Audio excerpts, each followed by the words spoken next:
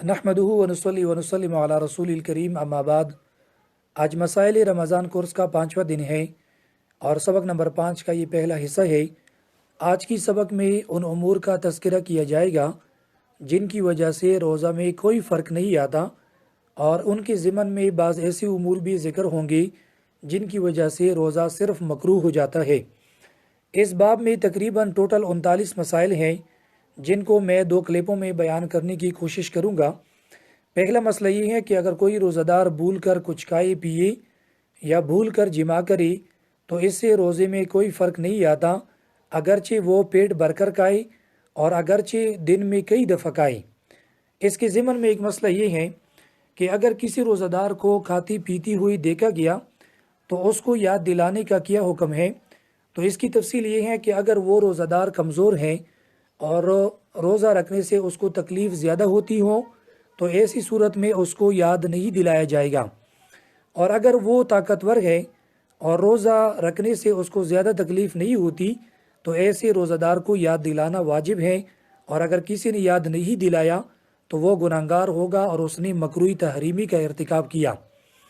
دوسرا مسئلہ یہ ہے کہ اگر روزہ دار کی حلق میں مچھر مکھی چلی گئی یا دھواں اور گرد و غبار چلا گیا تو اس سے روزے میں کوئی فرق نہیں آتا، البتہ اگر وہ قصدن ایسا کرے، یعنی قصدن جو ہے دھواں یا گرد و غبار اندر لے جائے تو اس سے روزہ ٹوٹ جائے گا۔ مثلا اس نے اگربتی جلائی اور اگربتی کا جو دھواں ہے وہ اندر لے گیا تو اس سے روزہ فاسد ہو جائے گا۔ تیسرا مسئلہ یہ ہے کہ اگر دانتوں میں گوشت کا ریشہ اٹکا ہوا ہو یا چالیا کا کوئی ٹکڑا یا روٹی کا کوئی ٹکڑا دانتوں کے اندر اٹکا ہوا تھا اور پھر اس نے خلال کی ذریعے یا زبان کی ذریعے اس کو نکالا تو اور اس کو نگل لیا، تو اس میں 2 صورتیں ہیں۔ پہلی صورت یہ ہے کہ اگر روزہ دار نے منہ سے باہر نکال کر پھر منہ کے اندر یعنی اس نے ڈال دیا اور وہ حلق سے نیچے نگل لیا تو اس صورت میں روزہ ٹوٹ جائے گا، چاہے وہ ٹکڑا کتنا چھوٹا کیوں نہ ہو۔ دوسری صورت یہ ہے کہ اگر اس نے منہ سے باہر نہیں نکالا بلکہ اندر ہی اندر وہ حلق سے نیچے چلا گیا یا وہ نگل لیا اس کو، تو ایسی صورت میں دیکھا جائے گا کہ اگر وہ چنے سے چھوٹا تھا، وہ ٹکڑا چھوٹا تھا تو اس صورت میں روزے میں کوئی فرق نہیں آیا، اور اگر وہ چنے کے برابر تھا یا چنے سے بڑا تھا تو ایسی صورت میں روزہ ٹوٹ جائے گا اور صرف قضا کفارہ نہیں ہے۔ مسئلہ نمبر 4، اگر کسی روزہ دار نے ایسی چیز کھائی سحری کے وقت کہ اس کے اندر ذائقہ بھی تھا اور ساتھ رنگ بھی تھا، مثلا کسی روزہ دار نے پان کھایا اور پان کھانے کے بعد صبح صادق سے پہلے اس نے خوب کلی کی اور غرغرہ کیا، لیکن تو کے اندر جو سرخی ہے وہ ابھی تک باقی ہے اور اس نے روزہ شروع کیا تو اسی بھی روزے میں کوئی فرق نہیں آتا جب اس کا ذائقہ منہ میں نہ ہو۔ پانچواں مسئلہ یہ ہے کہ روزے کی حالت میں تھوک نگلنے سے، بلغم نگلنے سے، ناک سڑکنے سے روزے میں کوئی فرق نہیں آتا، چاہے وہ قلیل ہو یا کثیر ہو۔ چھٹا مسئلہ یہ ہے کہ ضرورت کے بغیر زبان کی سر سے کوئی چیز چکنا اور اس کو تھوک دینا یہ مکروہ تنزیہی ہے، البتہ اگر کوئی ضرورت ہو تو پھر زبان کی سر سے کسی چیز کو چکنا اور تھوک دینا یہ مکروہ بھی نہیں ہے۔ مثلا کسی عورت کا شوہر جو ہے وہ بد مزاج ہو اور وہ غصہ کرنے والا ہو،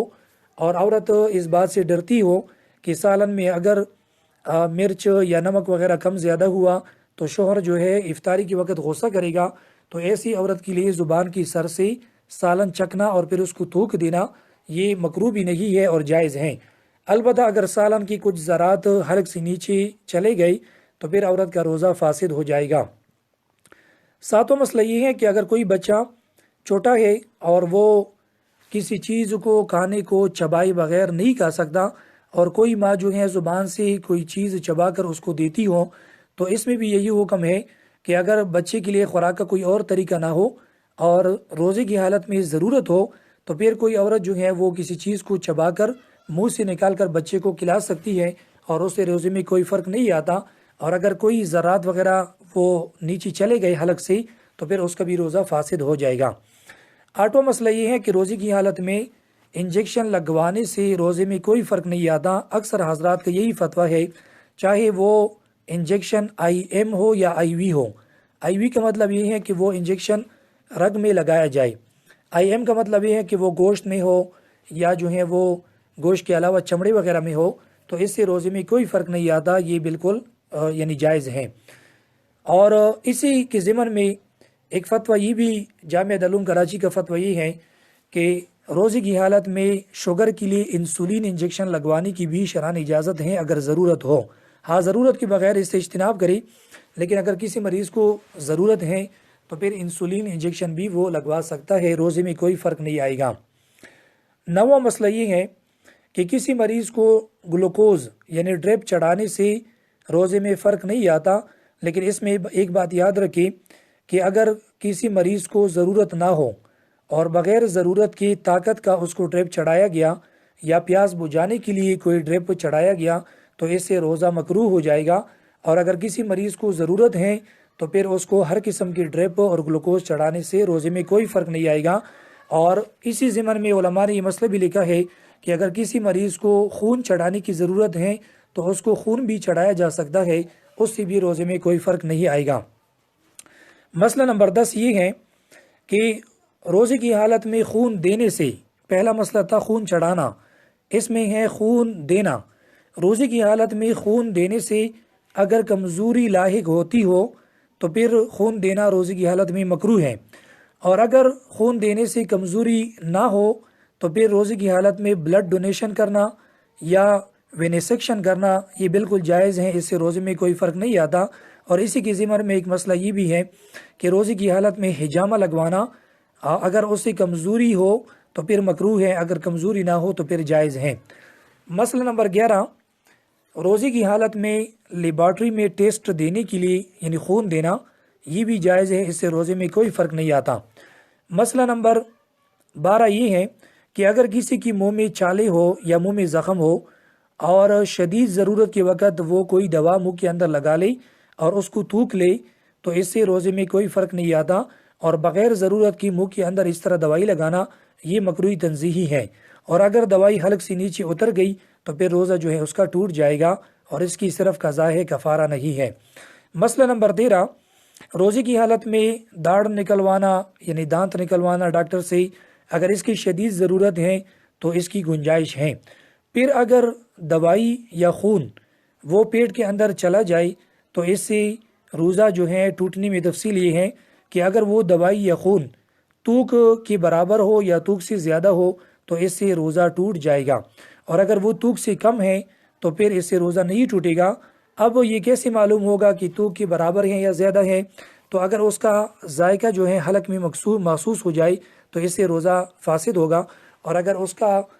ذائقہ حلق میں محسوس نہیں ہوا تو پھر اس کا روزہ فاسد نہیں ہوگا۔ مسئلہ نمبر 14 یہ ہے کہ روزے کی حالت میں مسواک سے کوئی فرق نہیں آتا، چاہے مسواک سوکھی ہو یا تازی ہو، زوال سے پہلے ہو یا زوال کے بعد ہو، اور چاہے اس کا کڑوا پن حلق میں محسوس کیوں نہ ہو، روزے کی حالت میں مسواک بالکل جائز ہے، اس سے کوئی فرق نہیں آتا۔ اور اگر اتفاق سے مسواک کا کوئی ریشہ وہ حلق سے نیچے اتر گیا تو اس سے بھی روزے میں کوئی فرق نہیں آئے گا۔ مسئلہ نمبر 15، روزے کی حالت میں ٹوتھ پیسٹ استعمال کرنا، دنداسہ استعمال کرنا یہ مکروہ ہے، اور اگر اس کا کوئی ذرہ حلق سے نیچے اتر گیا یا ذائقہ حلق سے نیچے اتر گیا تو پھر اس سے روزہ فاسد بھی ہوگا۔ مسئلہ نمبر 16 یہ ہے کہ روزے کی حالت میں اگر احتلام ہو جائے تو اس سے روزے میں کوئی فرق نہیں آتا۔ اسی طرح اگر کوئی شخص رات سے اس کو نہانے کی ضرورت ہے اور سحری کے وقت وہ بیدار ہوا